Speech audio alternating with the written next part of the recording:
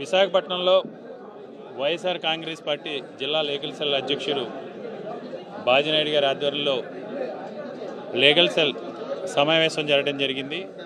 దీని యొక్క ముఖ్య ఉద్దేశం, ఎందుకంటే ఈరోజు ఈ రాష్ట్రంలో రాజ్యాంగ విలువలు కానీ, ప్రజాస్వామ్య పరిరక్షణ కానీ, సామాన్యుడికి చట్టం అందే పరిస్థితులు కానీ, న్యాయం జరిగే పరిస్థితులు కానీ లేవు. ఈ రాష్ట్రంలో ఒక పిరికి పంద పరిపాలన, ఒక చట్టవిరుద్ధ పరిపాలన, పూర్తిగా రాజ్యాంగ విలువలను కాలరాస్తూ అప్రజాస్వామికంగా ఈరోజు ఈ రాష్ట్రంలో పరిపాలన సాగుతూ ఉంది. ఇలాంటి తరుణంలో గౌరవప్రదమైన అత్యంత ప్రాముఖ్యత కలిగినటువంటి న్యాయవాద వృత్తిలో ఉన్న ప్రతి ఒక్కరూ కూడా ప్రజల పక్షాన ప్రజాస్వామ్య పరిరక్షణ కోసం, ప్రజలకి న్యాయాన్ని అందించడం కోసం, ప్రజలకి చట్టబద్ధంగా వారి హక్కుల్ని విధుల్ని పరిరక్షించుకోవడం కోసం న్యాయవాదులందరూ కూడా కలిసికట్టుగా పోరాడవలసిన అవసరం, ఆవశ్యకత ఉందని తెలియజేస్తూ YSR Congress party legal cell సమావేశంలో ప్రస్తావించడం జరిగింది. ముఖ్యంగా ఈరోజు ఈ కూటమి ప్రభుత్వం అధికారంలోకి వచ్చిన తర్వాత ఒక దద్దమ్మ పరిపాలన, ఒక అసమర్థ ముఖ్యమంత్రిగా చంద్రబాబు నాయుడు గారు ఎన్నికలకు ముందు ఇచ్చిన ఏ హామీని కూడా అమలు చేయలేక రాజకీయాల్ని పక్కదావ పట్టించడం కోసం అక్రమ అరెస్టులతో, అక్రమ కేసులతో ఈరోజు సామాన్య ప్రజలపైన, వైఎస్ఆర్ కాంగ్రెస్ పార్టీ నాయకులపైన, ప్రజల హక్కుల గురించి, విధుల గురించి ప్రశ్నించే ప్రజలపైన విరుచుకుపడుతూ ఉన్నారు. ఇది ప్రజాస్వామ్యంలో మంచి పద్ధతి కాదు. రాజ్యాంగాన్ని పరిరక్షించాల్సిన బాధ్యత ప్రభుత్వాలపైంది. వాటన్నింటినీ కూడా ఈరోజు చంద్రబాబు నాయుడు గారు విస్మరించారు. ఈ రాష్ట్రాన్ని పరిపాలించడంలో విఫలం చెందారు. దానికి ఉదాహరణ, ఈరోజు ఈ కూటమి ప్రభుత్వం అధికారంలోకి వచ్చి 2 సంవత్సరాలు పూర్తవుతుంది. ఈరోజు ప్రతి సంవత్సరం కూడా తెలుగుదేశం పార్టీ వెన్నుపోటు పొడిచి ఎన్టీ రామారావు గారిని ముఖ్యమంత్రిగా ఏర్పాటు చేయడం జరిగింది.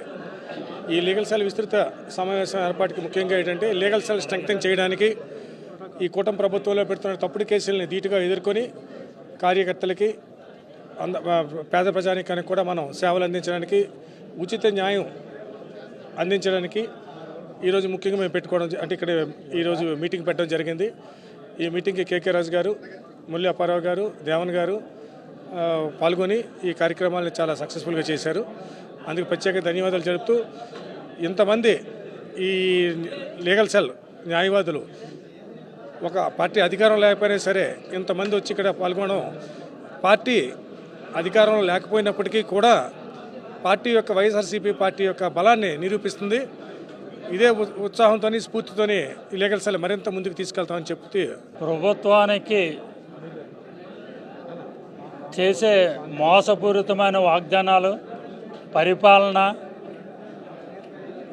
వాటి మీద ఎవరైతే నోరెత్తుతున్నారో వాళ్ళ మీద దారుణమైన కేసులు. ఉదాహరణకి విద్యార్థి విభాగం అధ్యక్షుడిని 7 నెలలు అయింది ఇప్పుడు వరకు బెయిల్ లేకుండా. దేనిలో అయినా 90 రోజులు బెయిల్ రావాలి. అంటే జ్యుడిషియరీ కూడా ఎలా ఉన్నదంటే ఒక పొలిటికల్ పార్టీ కొమ్ము కాస్తున్నట్టు అనిపిస్తుంది. న్యాయబద్ధంగా, రాజ్యాంగబద్ధంగా ఏం చెప్పిందంటే కొన్ని సెక్షన్లో 90 రోజుల్లో బెయిల్ ఇవ్వాలి, మ్యాండేటరీ బెయిల్ ఇవ్వాలని. కానీ ఇంతవరకు ఇవ్వకపోవటం అనేది అందరికీ తెలిసిన విషయమే.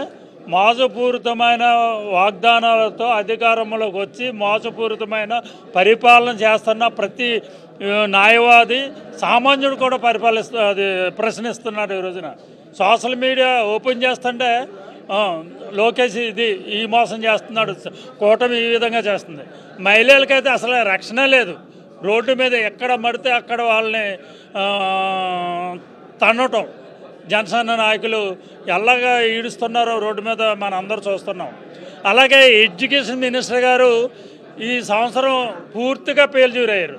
ఎందుకంటే యూనివర్సిటీలు కానీ, ప్రైవేటు కాలేజీలు కానీ మొన్నటి వరకు కూడా పనిచేస్తారంటే వాళ్ళకి సెలవులు ఎందుకు ఇచ్చినట్టు?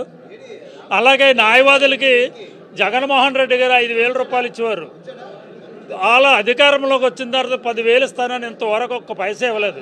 ఇటువంటి మోసపూరితమైన పరిపాలన మానేసి కనీసం మీ దిగిలోగా ఒక్క మంచి పని చేస్తారని ఇందు మూలంగా తెలియజేస్తారు.